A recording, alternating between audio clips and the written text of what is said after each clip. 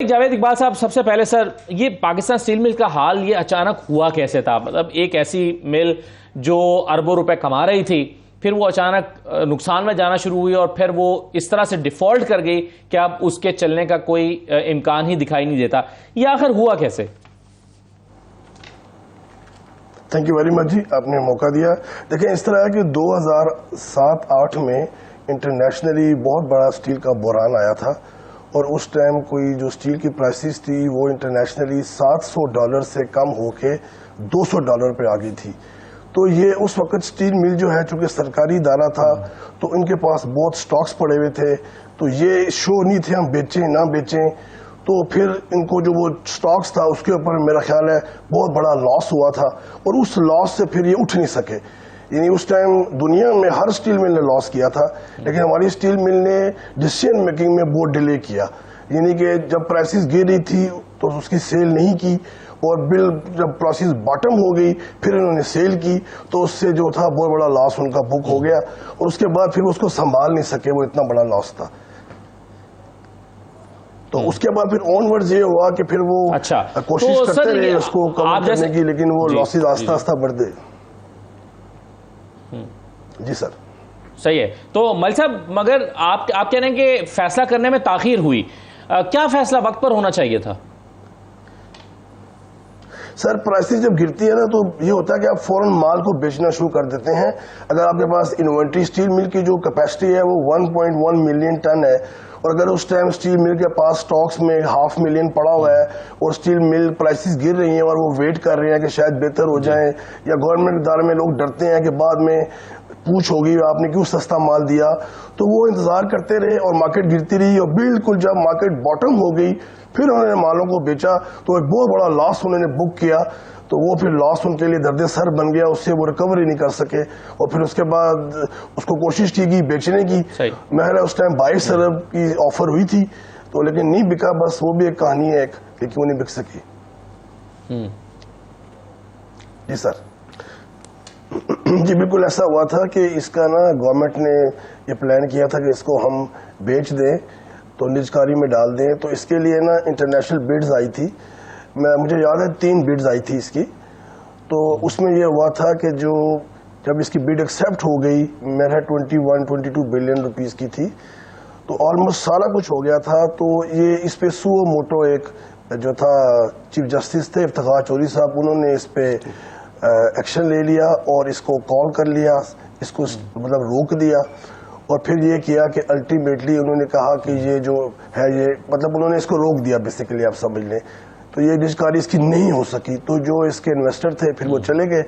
تو گورنمنٹ کی کوشش تھی اس زمانے میں، مشرف صاحب تھے، شوکت عزیز صاحب تھے، کہ بک جائے، تو لیکن نہیں بک سکی. وہ پھر اس کے بعد یہ ہوا کہ 2-3 سال اور گزر گئے، پھر گورنمنٹ پیپلز پارٹی کی آ گئی، پھر اس کے بعد امپلائیز کو تنخواہیں ملنا شروع ہوگی، اور پھر انہوں نے کہا جی اس کو بیچا نہ جائے، اور مطلب انہوں نے پروٹیسٹ شروع کر دیے. پھر وہ لنگر آن ہوتا گیا. تو ابھی یہ ہے کہ 1 بلین to 1.3 بلین میں نے سنا ہے کہ اس کی سیلری اینولی پے کر رہی ہے گورنمنٹ، اور یہ پولیٹیکلی ایک مطلب وائٹ ایلیفنٹ بن گیا ہے. اس کو بیچنا چاہیں تو پولیٹیکل ایشو آ جاتے ہیں، امپلائیز آ جاتے ہیں، بس پھر وہ پھنس گئی، گورنمنٹ پھنس گئی ہے اس کے اندر کہ کیسے نکلیں اس میں سے. یہ بات ہے. جی مل صاحب، اس پر ہر دور میں ویسے سیاست بھی ہوتی رہی ہے. جو بھی جماعت اپوزیشن میں رہی ہے وہ کہتی تھی کہ ہم اس کو آ کر چلا کر دکھائیں گے، لیکن جب وہ حکومت میں آتے تھے تو وہ پھر کہتے تھے کہ ہم اس کو بیچیں گے، اور پھر ان کو پرانے وعدے یاد دلائے جاتے تھے کہ آپ تو کہتے تھے کہ جب اس کو چلا کے دکھائیں گے. خود اسد عمر صاحب نے بھی یہی کیا تھا، انہوں نے پہلے وہ کہتے ہم چلا کے دکھائیں گے، لیکن حکومت میں آئے پھر انہوں نے اس کی نجکاری کی بات کی، پھر اس پر بہت زیادہ رد عمل بھی آیا. تو اس پر یہ سیاست کی نظر بھی یہ ایشو ہوتا رہا ہے. دیکھیں اب اس کے اوپر اتنے بڑے لونز ہیں کہ دیکھیں اس کے اوپر 200 بلین کی لائبلٹی کھڑی ہے، اور جو پبلک جس طرح سدرن گیس ہے اس کا 35 بلین ہے. تو کیسے چلا سکتے ہیں اس کو؟ اتنی بڑی انویسٹمنٹ گورنمنٹ نہیں کر سکتی. اگر آپ بیچیں گے تو یہ کتنے کی بکے گی؟ اگر آپ اس کا لینڈ سارا نکال دیں اور اس کی پلانٹ مشینری کو اگر بیچنا چاہیں تو میرا نہیں خیال کہ اتنی مہنگی بکے گی کہ آپ اس کے 200 بلین کے لائبلٹیز بھی پے کر سکے. یا تو گورنمنٹ کو یہ کرنا چاہیے کہ اس کو بیچ دے اور جو اس کی لائبلٹیز ہے وہ گورنمنٹ خود اٹھا لے, تاکہ ایک دفعہ سے جو اس پر ایکسپینس ہے وہ ختم ہو جائے. تو جو نیا بندہ آئے اس سے گورنمنٹ جو ہے ایک پورا پلان لے لے کہ وہ اس کے اوپر اتنی انویسٹمنٹ کرے, اس کو ماڈرنائز کرے, اور اس میں ایسی چیزیں بنائی جائیں جس طرح یہ پہلے بناتی تھی فلیٹ پروڈکٹس, تو ایسے ہی اس میں چیزیں بنیں اسٹیل کی جو ایکسپورٹ ہوں. ایسے بھی کراچی میں ہے یہ, اور اس کی وہاں پہ کٹی بھی ہے, تو یہ بڑی آسانی سے, جٹی بھی ہے اس کی, بڑی آسانی سے یہ ایکسپورٹ کر سکتی ہے. تو اگر اس کو اس لائنز پہ بیچا جائے کہ بندہ آ کے انویسٹمنٹ کرے اور ایکسپورٹ کرے, تو میرا خیال ہے کہ بڑی اچھی ڈیل ہو سکتی ہے. یہ اس کا آپشن بالکل میں سمجھتا ہوں. دیکھیں اس میں نا جو پاکستان اسٹیل مل کی جو ایسٹس ہیں نا وہ دو قسم کے ہیں. ایک تو لینڈ ہے, اس کے پاس کوئی میرا خیال ہے 17,000 ایکڑ لینڈ ہے اس کے پاس, جس کی بہت بڑی ویلیو ہے, اور پھر اس کے فکس ایسٹس ہیں, پلانٹ مشینری وغیرہ ہے. تو گورنمنٹ اس کو نا یہ کر سکتی ہے کہ جو پلانٹ مشینری پورشن ہے اس کو بیچ دے, اور جو اس پہ لائبلٹیز ہیں وہ خود ٹیک اوور کر کے اس کو نیٹ کر کے جس کو بھی بیچنی ہے انٹرنیشنلی ٹینڈر کر کے. اس کے لیے پہلے رشیا سے لوگ آئے تھے, چائنا سے آئے تھے, کچھ انڈیا والے بھی آئے تھے جے بی کر کے.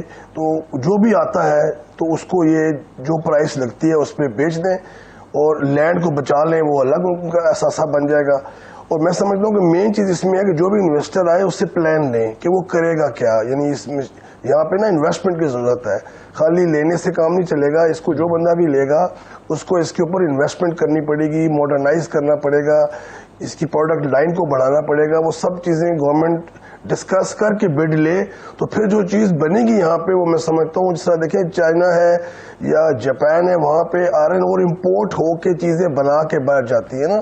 تو یہ جگہ ہماری ایسی ہے کہ بالکل سی پورٹ پہ ہے, تو یہاں پہ ایکسپورٹ کے بہت برائٹ چانسز ہیں. تو ان کو چاہیے کہ یہ اس کو اس طرح بیچے کہ یہ ایکسپورٹ اورینٹیڈ ہمارا ماڈل بن جائے, اور یہ چیزیں ایکسپورٹ کریں. یہاں پہ جو امپورٹ ہوتی ہیں اس کو سبسٹیچیوٹ کریں. دونوں کام اس میں ہو سکتے ہیں. اس کی کیپیسٹی کو 1.1 کو آپ 3 ملین لے جا سکتے ہیں. اگر آپ نے ایکسپورٹ کرنی ہے تو آپ 10 ملین پہ جا سکتے ہیں.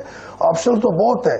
تو اس کے لیے بندہ ہوم ورک کر لے گورنمنٹ اپنا ایک دفعہ, تو پھر جو ہے اس کو کڑوا گوڑ بڑھ کے اس کو بیچ دے, تو پھر جو بھی ہونا ہے دیکھی جائے گی. تو یہ اس کا طریقہ کار ہے میرے خیال میں. ملک صاحب اس میں رکاوٹ کیا ہے؟ جب یہ تو آپ دیکھیں بڑی آئیڈیل سچویشن بتا رہے ہیں کہ ہمارا امپورٹ بل بھی ختم ہوگا, جو ہمارے ڈالرز باہر جاتے ہیں وہ بھی نہیں ہوں گے, بلکہ ہم الٹا اس کو جب ایکسپورٹ کریں گے تو ڈالر پاکستان میں آئیں گے, تو ہمارے دونوں مسئلے حل ہوں گے اس سے. تو اس میں رکاوٹ پھر کیا ہے سر؟ اس میں سر پولیٹیکل ڈیسیجن. دیکھیں نا ہمارے ملک میں یہ ہوتا ہے کہ آپ کوئی ڈیسیجن لیتے ہیں تو جو اپوزیشن پارٹیز ہیں وہ کہتی ہیں جی اس میں پھر وہ ایشوز آ جاتے ہیں یا کورٹس آ جاتی ہیں. تو ڈیسیجن کرنا تو ہے آج کر لیں, لیکن پولیٹیکل ڈیسیجن ہے, اس میں ظاہری بات ہے جو اس کے امپلائیز ہیں وہ آ جائیں گے, وہ کہیں گے جس کو نہ کریں ہم مر جائیں گے.